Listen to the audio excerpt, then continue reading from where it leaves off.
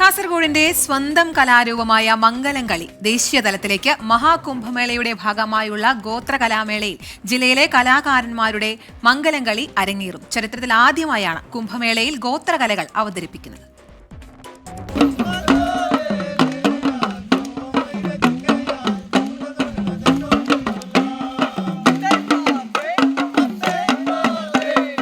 മാവിലൻ വേട്ടുവ ആദിവാസി സമൂഹങ്ങളുടെ വിവാഹാഘോഷങ്ങളിൽ ഒഴിച്ചുകൂടാനാവാത്ത ഒന്നാണ് മംഗലം കളി.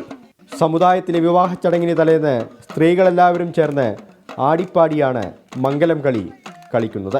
ആടിപ്പാടി ആവേശം കൂടി അവസാന ഭാഗത്ത് സ്വന്തം ദേഹത്ത് അടിച്ചടിച്ചാണ് കളിക്കാറ്. അടിച്ചമർത്തപ്പെട്ട സമുദായങ്ങളുടെ പ്രതിഷേധമായും ഇതിനെ കാണാറുണ്ട്. ഈ കലാരൂപമാണ് അമ്പലത്തറ 3-ാം മൈൽ മുണ്ടോട്ടൂരിലെ കലാകാരന്മാർ ഗോത്ര കലാമേളയിൽ അവതരിപ്പിക്കുന്നത്.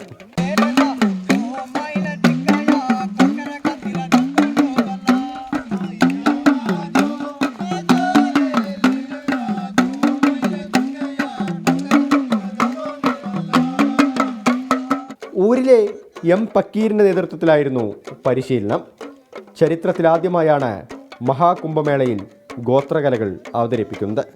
ലോകത്തിൽ തന്നെ ഏറ്റവും വലിയ ആഘോഷം അല്ലെങ്കിൽ ഹിന്ദുവിൻ്റെ സാംസ്കാരികമായ ഒരു പദ്ധതി എന്ന രീതിയിലുള്ള കുംഭമേളയിൽ ആദ്യമായിട്ടാണ് വനവാസി സംഗമം അല്ലെങ്കിൽ വനവാസി ഗോത്രകലകൾ പ്രദർശിക്കപ്പെടുന്നത്. ഈ ഒരു കലാരൂപത്തെ ലോകരാജ്യങ്ങൾ കാണാനിടയാക്കും എന്നൊരു സന്തോഷം കൂടെ ഞങ്ങൾക്കുണ്ട്. മാവിലൻ മലവോട്ട സമുദായത്തിൻ്റെ ഒരു അടയാളപ്പെടുത്തുകൾ നമ്മുടെ ഈ ഒരു കളികൾ നമുക്ക് കാണാൻ സാധിക്കും.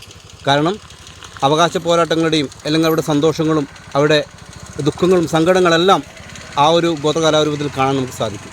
മംഗലം കളി എന്നത് അത്രത്തോളം വിശിഷ്ടമായ അല്ലെങ്കിൽ അത്രത്തോളം സാംസ്കാരിക സമ്പന്നമായ ഒരു കളി തന്നെയാണ്. കണ്ണൂർ ജില്ലയിലെ പാനൂർ നരിക്കോട്ടുമലയിലെ കുറിച്ചി സമുദായത്തിൻ്റെ കോൽക്കളി, ഇടുക്കി ജില്ലയിലെ മറയൂരിലെ ഹിൽപ്പുലയ സമുദായത്തിൻ്റെ മലപ്പുലയാട്ടം എന്നീ ഗോത്ര കലാരൂപങ്ങളും മഹാകുംഭമേളയിൽ അവതരിപ്പിക്കും.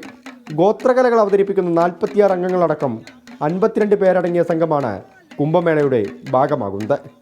രാജ്യത്തെ വിവിധ സംസ്ഥാനങ്ങളിലെ 786 ഗോത്ര സമുദായങ്ങളിലെ 125ഓളം ഗോത്രകലകൾ മേളയുടെ ഭാഗമാകും.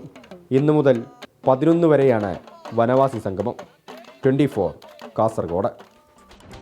ഇത് ഈ അവിടുത്തെ കാസർഗോഡ് ഈ കല്യാണ ദിവസമൊക്കെ തലേ ദിവസമൊക്കെ കളിക്കുന്ന ഒരു പ്രത്യേക കലാരൂപമാണ്. ഇതിപ്പോൾ ഇക്കുറിയാണ് ഇത് കലോത്സവത്തിന് മത്സരനായി വന്നിരുന്നു. കഴിഞ്ഞ പ്രാവശ്യം ഇത് ഫസ്റ്റ് സ്റ്റേജിൽ മാത്രം ഒന്ന് അവതരിപ്പിക്കുക എന്നുള്ള രീതിയിൽ മാത്രമേ കൊണ്ടുവന്നുള്ളൂ. ഇപ്രാവശ്യം അപ്പോൾ ഇത്തരത്തിലുള്ള ഗോത്ര കലാരൂപങ്ങളൊക്കെ നമ്മുടെ കലോത്സവത്തിന്റെ ഭാഗമായിട്ട്